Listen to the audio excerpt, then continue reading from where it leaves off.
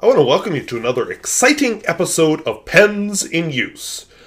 This week's edition is a little bit delayed because I made the silly mistake of experimenting with my camera, and it turns out the camera does do 4K video. It also turns out that my laptop is too old to handle 4K video, so it took me forever to finally figure that out, but there it is. So we're back to the regular old video. But anyway, I've got quite a collection of pens here for you, some of which are inked up, some of which are not. Some of which are totally new to me and to you, some of which are only new to you. Of course, I have my Malarkey pen. This is just worth looking at. This is a Russian pen. I bought it because it's cracked, it's deformed, and I think it has the same nib as my one that has the broken nib. So I will be finding that out shortly. But it's not inked up. It's got issues. It's also got a unique filling mechanism. So, yeah, I might put the nib from my good one onto this just to see what happens. I have next to it a Pilot Fermo, which is a new to me type of pen. This is a Lancivie Hero 767 color paint jewelry pen. My Aurora 88. On its last drop of ink, my Lancivie Crocodile pen, my Mystery Dutch pen, which I got in a trade, Platinum 3776, which I had for a long time. This one was a gift. It's what is it?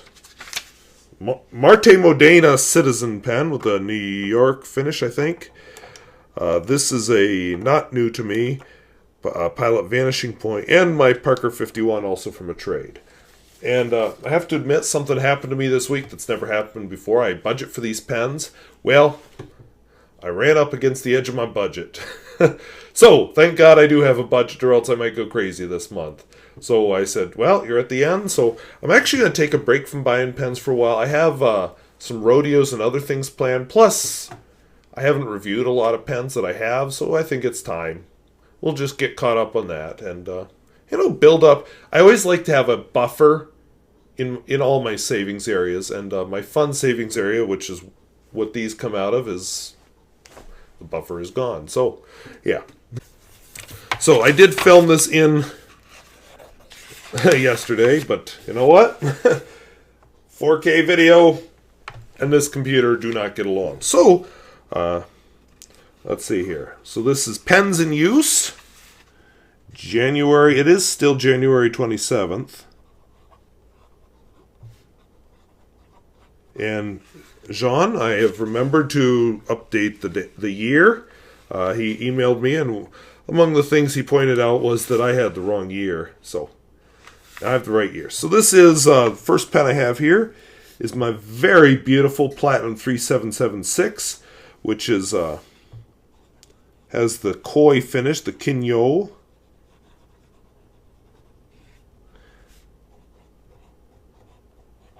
And I didn't turn on the heat when I got home tonight in hopes that it wouldn't kick on, but it's about to kick on anyway. The ink here is Montegrappa, Bordeaux.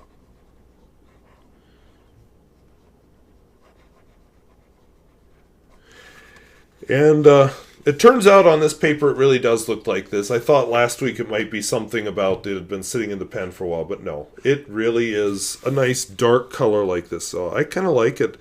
I like the ink anyway, but this paper just seems to make it look extra special. Alright, now this next pen, like I said, is not new to me, although the ink is. This is a Pilot Vanishing Point. I've just never... It's been a long time since I've used it. I don't know why. It just has. So it's a Pilot Vanishing Point. Definitely deserves a review. I won't say it's my favorite pen in my collection, but it's good for what it does. What is it? I can't read on the nib what it is. M, medium. Alright, so this is a medium point pen. The ink is a brand that's new to me, but I'm liking it a lot. Not necessarily this particular color. Kyonuto is the brand. The color is Yama, which I misspelled already, Yama Bukuro, which apparently translates to bright yellow. I don't consider it a bright yellow color, but it's kind of an interesting. I've been looking for a yellow ink, and most of the yellow inks, they're bright and they just don't work because they're too bright and hard to read. Well, this one's a contender. Another pen. This could run out during this writing session, and oh my god. I'm still really in love with this pen. I can't wait to film my review of this one, which I might do this weekend, although I don't know when it'll be published. But I really need a haircut, but it's happening Monday, but I just want to get a few reviews ahead. But wow, that finish, it feels good. It's not one of these solid metal pens, and it writes well. I mean, it doesn't have the issue I've had with some other Chinese pens. Whoops, it's not called Crocodile, it's a Lancivie. Crocodile. Let's get the name exactly right. Crocodile Clip Celluloid. It is sold in several different finishes. I don't know if any of them are actual celluloid. And the ink is a sample I bought of Diamine Peach Haze. It's a nice bright orange. It does nothing for me. But yeah, the pen does. This is one I'm excited to review. It's just nice. It's quality. It does come in several finishes besides this one. I can't convince myself that there's celluloid. I mean, this is a celluloid pen. This one I'm thinking is more likely some sort of an acrylic. Well, who cares? It's attractive. All right, now my next pen. I think I just published the review of it this week.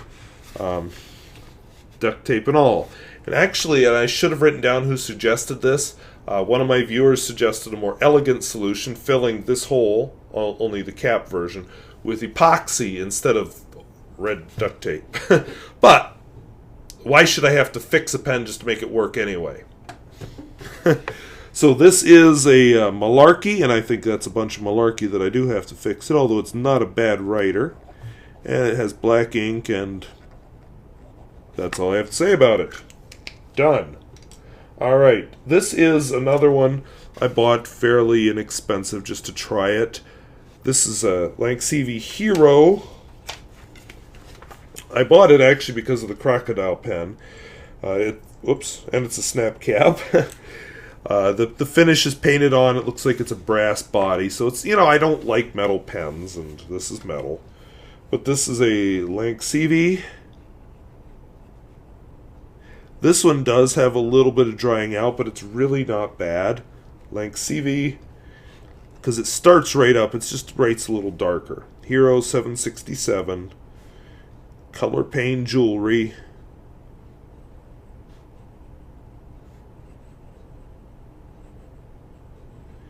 And the ink in it is another sample. I'm trying out samples. I mentioned I know nothing about Diamine, so I bought some samples. Diamine Merlot. Merlot. Alright, so, it's... In the pictures, this was a more attractive pen. I think if it didn't have a metal body, maybe if it was plastic or something, I'd like it better. I think that's a neat idea with the window panes. I'm just not sure how long that paint's going to last before it starts chipping. And even if it doesn't chip, I just not as thrilled with the gold underlying it when it could have been something more attractive to my eye.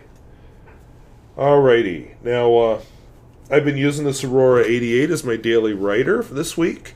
I am very happy with it. It dripped and dribbled a little bit when I first got it, but it's been good since then. I think it's one of the original issue because it has that ebonite bit here, and this is celluloid. So, just very happy with this pen.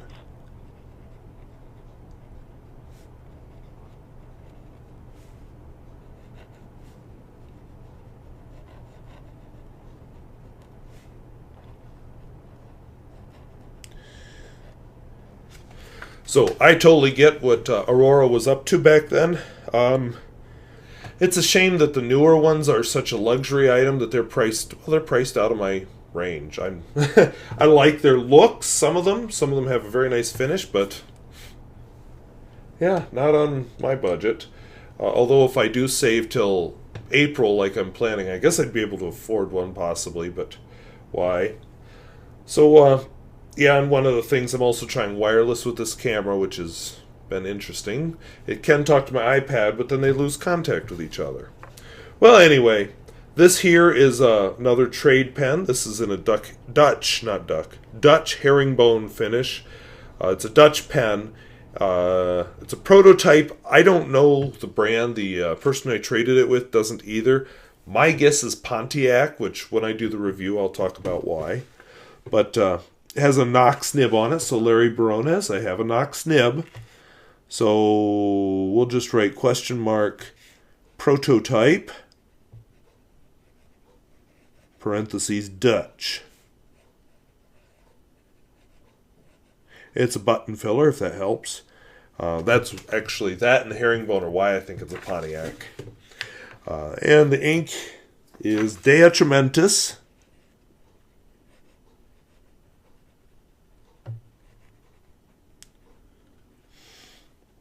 Sahara Gray. Yes, it really is called Sahara Gray, even though it's very definitely green. And it's a very wet writer. Alrighty, so 3 more pens to go here. One of them, I'm saving one for last, and Larry, specifically because of you, I'm saving it for last. This is one I bought recently. This is the pen that actually pushed me up against the limit of my budget. This is a Pilot Fermo. It's a vanishing point, just like the other one. Except, instead of a click, it's a twist.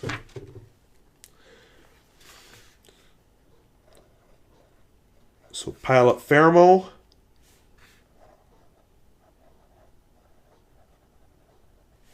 And the ink is Noodler's Green.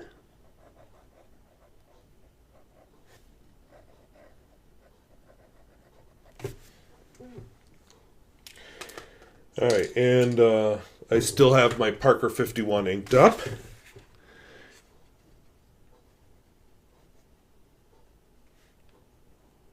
With another sample, Diamine Syrah.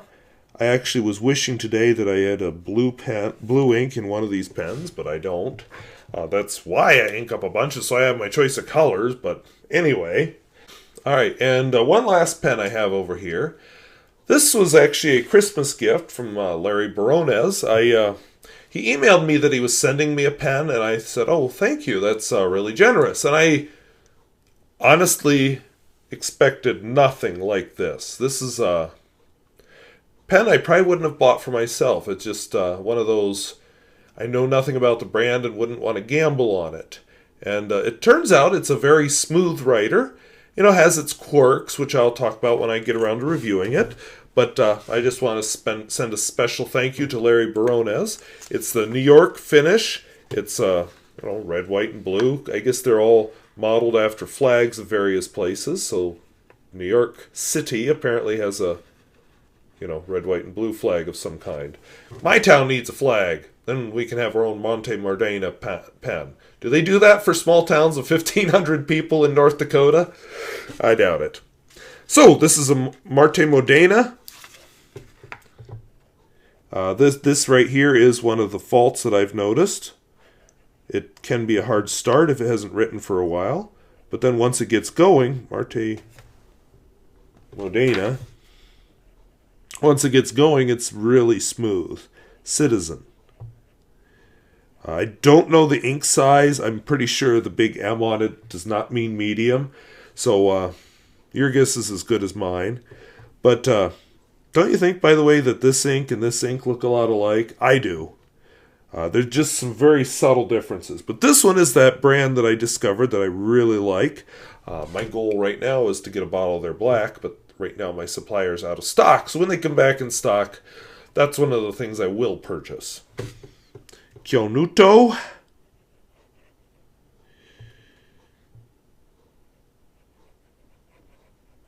The it translates as moss green, but let's see if I can butcher the Japanese pronunciation. Kokiro.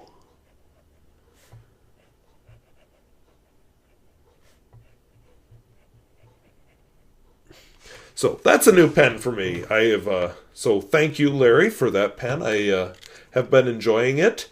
It is one of several here that's on its last drops already. Now, before I switch over to before I say goodbye, I did some traveling this week. I drove up the East River Road. I went to Dickinson, and it'll be probably my next series of driving videos. I also pulled off and did some talking into the iPad at different places, so that will appear at some point soon. I also have a video where I walk around my town talking into my iPad, so that'll be appearing soon. And anyway, I thought I would leave you just with a couple of the photographs I took. None of these are especially wonderful, but they're nothing really bad either. They're just some photographs. So these are just various photos around the Badlands. I don't know exactly which one's which right now because I'm talking to a camera, but you can see, some of these you're seeing over into Montana. I really wanted to get the glare of the sunlight off the snow. I don't know if I succeeded. I tried different exposures, but I once got a very good picture of it, but I think it was more by blind luck. And I had a different camera at the time. So, so we've had a lot of snow. Now, out in the country like this, it does blow off, but it collects in all the low spots. So the landscape looks a lot flatter than it actually is just because the snow is settling into all the ravines, the ditches along the road, and so on. And I waited. I wanted to make this trip for quite a while, but, when you're driving a 17-year-old Toyota Camry, they're not horrible in snow, but it's not a four-wheel drive, so I wanted to make sure the roads were good. And, with a road like this, that's, they're not high-priority roads. So, but I finally got out. It felt good. I'm glad I didn't wait till the next day because the wind came up the next day, and the traveling even on the highway got pretty treacherous with all the snow and ice blowing across the road. So I'm glad I did it that Saturday. It was just nice, and it was nice to get out. So anyway, that's my photography. So I hope that was interesting. I hope that was useful, and we'll see you later.